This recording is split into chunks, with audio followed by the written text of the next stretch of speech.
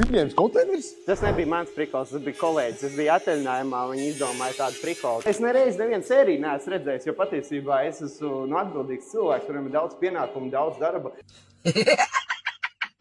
Mēs saņēmām konteineru, kur čalim kaut kāds nereāls fetišs, viņi noklausot rozā krāsā, bet starp citu šis ir izcils pierādījums tam, ko es parasti saku, ja jums ir jauns konteiners, un jūs mēģināt viņu pārkrāsot, tā nav laba doma. Jo, ja jūs te paskatīsieties, ka iepriekšējais izvirtulis, kas paņem šo konteineru un uzklāja svaigai krāsai virsū citu krāsu, jūs redzat to, ka oriģinālā krāsa, kas ir paredzēta, lai atgrūtu jūras sālu, atgrūž parasto krāsu. Tas bija seriāla filmēšana. Nē, tas nebija seriāla filmēšanai. Kādam patīk kostīt kājas, kādam patīk sūkāt pirkšus.